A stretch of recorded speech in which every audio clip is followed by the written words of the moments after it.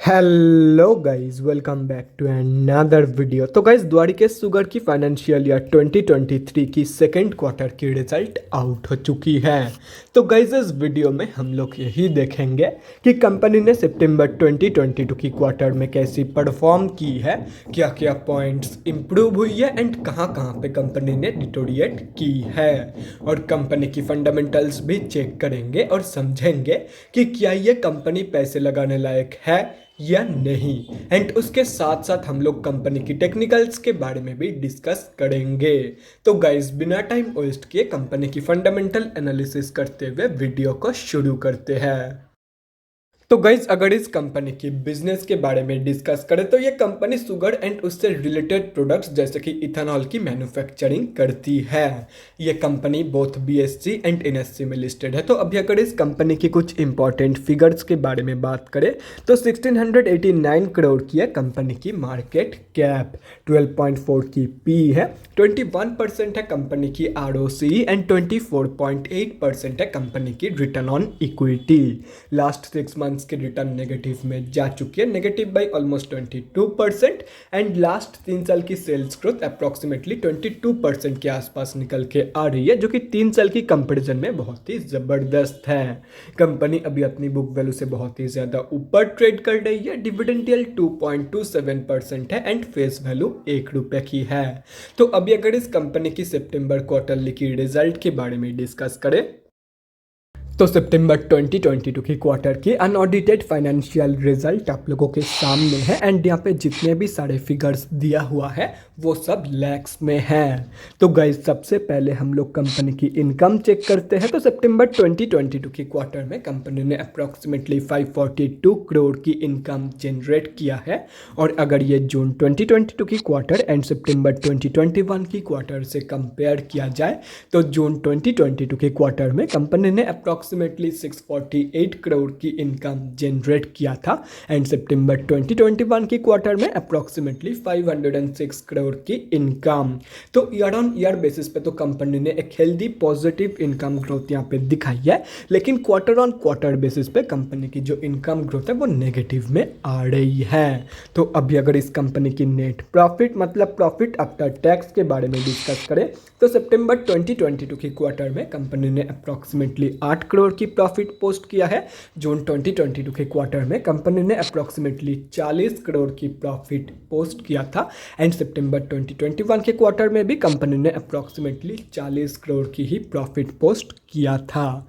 तो year on year basis पे and quarter on quarter basis पे दोनों में ही कंपनी की जो प्रॉफिट ग्रोथ है वो नेगेटिव में निकल के आ रही है। एंड उसके साथ साथ अगर देखा जाए तो सितंबर 2022 की क्वार्टर में कंपनी ने हाफ से भी कम प्रॉफिट पोस्ट किया है कंपेयर टू सितंबर 2021 की क्वार्टर एंड जून 2022 की क्वार्टर।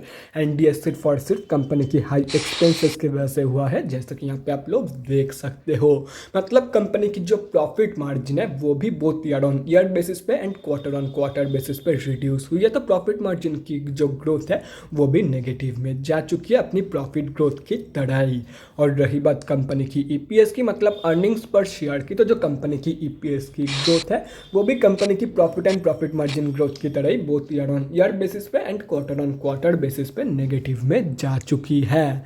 तो अगर ओवरऑल देखा जाए तो सितंबर 2022 की क्वार्टर में कंपनी ने सिर्फ और सिर्फ एक ही जगह पे पॉजिटिव ग्रोथ दिखाई है एंड वो है ईयर ऑन ईयर बेसिस की कंपनी की इनकम ग्रोथ। बाकी हर एक ग्रोथ कंपनी की नेगेटिव में जा चुकी है।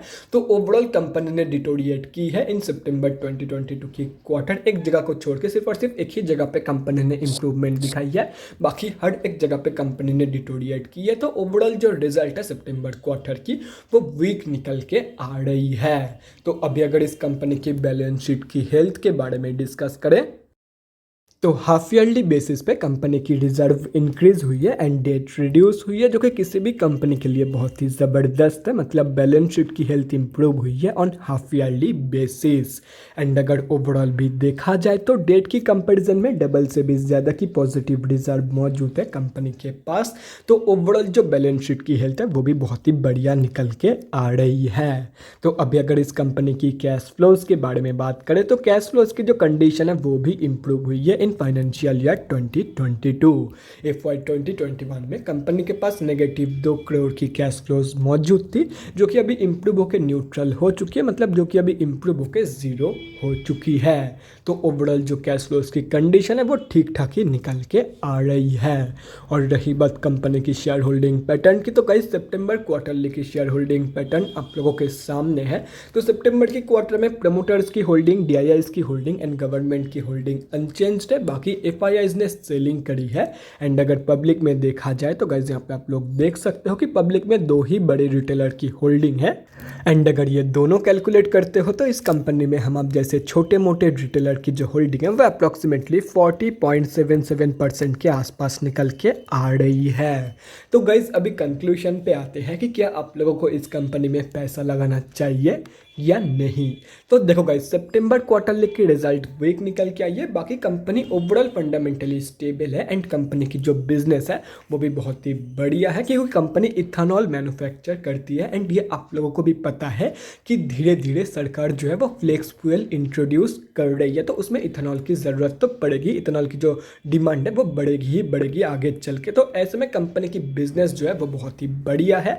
कंपनी फंडामेंटली भी स्ट्रांग है, लेकिन सितंबर क्वार्टरली की रिजल्ट वीक निकल के आई है। तो ऐसे में मैं आप लोगों को यही सजेस्ट करूंगा कि सिंपली अगर कंपनी के ऊपर भरोसा है तो ही इस कंपनी में पैसा लगाना। एंड अगर आप लोग पैसा लगा भी रहे हो तो शॉर्ट टर्म ट्रेड इस कंपनी में एज ऑफ नाउ अवॉइड करो। एंड ये मैं इसीलिए सजेस्ट कर रहा हूं क्योंकि सितंबर क्वार्टरली की रिजल्ट वीक निकल के आई है। हो सकता है दिसंबर क्वार्टर में भी कंपनी स्लाइटली वीक ही परफॉर्मेंस शो करे। तो ऐसे में short term traders simply stay away from this company. बाकी अगर भरोसा है तो लॉन्ग टर्म के लिए डेफिनेटली पोजीशन प्लानिंग कर सकते हो। तो गाइस अभी अगर इस कंपनी की टेक्निकल्स के बारे में डिस्कस करें तो यहाँ पे हम लोग आ चुके हैं NSE के डेली चार्ट पे। तो गाइस सबसे पहले हम लोग ये समझते हैं कि कंपनी में अभी चल क्या रहा है। तो गाइस कंपनी अभी अपनी 200 की मूविंग एवरेज से नीचे ट्रेड कर रही है, मतलब कंपनी अभी ऑफिशियली डाउन ट्रेंड में है। एंड अगर देखा जाए तो due to weak result of सितंबर 2022 की क्वार्टर, ये कंपनी आज 3% के आसपास डाउन है। एंड सितंबर क्वार्टरली की वीक रिजल्ट के चलते ही इस कंपनी ने अपनी 93.5 रुपीज़ की जो सपोर्ट बेस थी उससे भी नीचे क्लोजिंग कर दिया है। तो ऐसे में जिनकी भी होल्डिंग इस कंपनी में ऑलरेडी है उन लोगों को मैं यही सजेस्ट करूंगा कि आप लोग अप्रॉक्सीमेटली 82 रुपीज़ से 83 रुपीज़ के बीच में एक स्टॉप लॉस लगा के रख दो। एंड ये मैं इसीलिए सजेस्ट कर रहा हूँ, sorry for that notification sound guys. And ये मैं इसीलिए सजेस्ट कर रहा हूँ क्योंकि कंपनी अगर बाई चांस इस लो से भी स्लिप कर जाती है तो आप लोगों का स्टॉप लॉस हिट हो जाएगा एंड आप लोग ज़्यादा लॉस होने के हाथ से बच जाओगे। बाकी अगर कंपनी इससे भी नीचे प्रॉपरली डेली बेसिस पे क्लोजिंग कर देती है तो आप लोग 65 रुपीज़ तक की फॉल एक्सपेक्ट कर सकते हो फ्रॉम दिस कंपनी, जो कि इसकी नेक्स्ट सपोर्ट बेस है। तो अभी अगर इस कंपनी में फ्रेश एंट्रीज के बारे में बात करें तो सबसे पहले मैं स्विंग ट्रेडर्स के बारे में डिस्कस करता हूं। तो गाइस देखो, simply wait for the reversal, चाहे कंपनी मिडिल से क्यों ना दे रही हो या तो फिर 65 रुपीज़ तक की फॉल करने के बाद भी क्यों ना दे रही हो, simply wait for the reversal confirmation. Reversal confirmation के बाद वो स्विंग की लो के जस्ट स्लाइटली नीचे आप लोगों को स्टॉप लॉस लगाना है। उसके बाद आप लोग 93.5 रुपीज़ के टारगेट के लिए एक बहुत ही बढ़िया स्विंग ट्रेड प्लानिंग कर सकते हो। बाकी अगर कंपनी यहाँ से ही ऊपर चली जाती है, मतलब इस लो से ना स्लिप करते हुए यहाँ से ही ऊपर चली जाती है, तो simply wait for the closing over 93.5 rupees के लेवल। जब कंपनी इसके ऊपर क्लोजिंग करेगी तब अप्रॉक्सीमेटली 120 रुपये के लेवल होगा आप लोगों का first target and second target होगा अप्रॉक्सीमेटली 148 रुपीज़ की लेवल। एंड 120 रुपये के आसपास कोई मेजर रेजिस्टेंस नहीं है, लेकिन यहाँ पे एक माइल्ड रेजिस्टेंस है। हो सकता है कंपनी इसके ऊपर जाने के बाद 120 रुपये के आसपास ही रिजेक्शन फेस करके नीचे गिर जाए, तो इसलिए मैंने ये लेवल भी आप लोगों को बता दिया है। ये कोई मेजर रेजिस्टेंस नहीं है, ये एक माइल्ड रेजिस्टेंस है। हो सकता है कंपनी इसको रिस्पेक्ट ना करते ऊपर भी चली जाए, तो इसीलिए मैंने बता दिया, पहले सब कुछ क्लियर कर रहा हूँ क्योंकि हो सकता है कंपनी 120 रुपये के लेवल से भी रिजेक्शन फेस कर दे। तो अभी अगर इस कंपनी में शॉर्ट टर्म के लिए फ्रेश एंट्री के बारे में डिस्कस करें तो देखो गाइस, मैंने पहले क्लियर कर दिया है कि ये कंपनी शॉर्ट टर्म ट्रेडर्स के लिए नहीं है एज ऑफ नाउ। कंपनी को थोड़ा सा रिकवरी दिखाने दो, उसके बाद ही फ्रेश एंट्री प्लान करना फॉर शॉर्ट टर्म।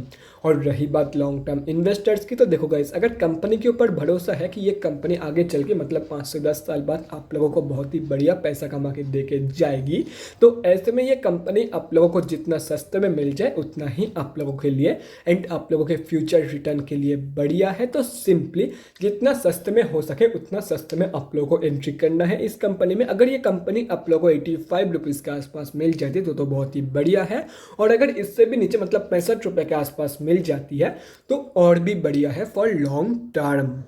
तो guys that's it for this video. अगले वीडियो में मिलते हैं गाइज। Thanks for watching. और गाइज अगर आप लोगों के मन में कोई भी डाउट या क्वेरी रहती है स्टॉक मार्केट या किसी भी स्टॉक से रिलेटेड, तो कमेंट सेक्शन में कमेंट करके मुझसे पूछ सकते हो, या तो फिर मेरे इंस्टाग्राम का लिंक आप लोगों को डिस्क्रिप्शन बॉक्स में मिल जाएगा, जाके वहाँ पर भी मुझे DM कर सकते हो फॉर एन 1-on-1 कन्वर्सेशन।